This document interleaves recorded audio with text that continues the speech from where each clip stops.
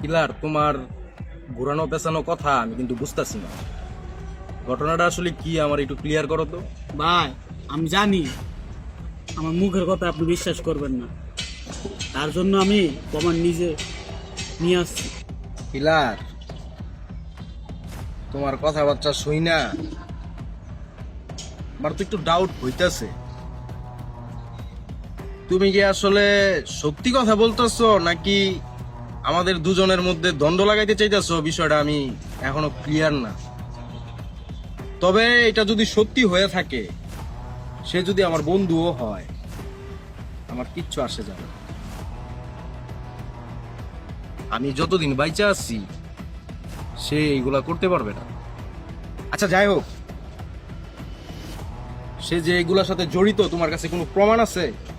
মুখের কথা তো আমি বিশ্বাস করবো না, প্রমাণ কি?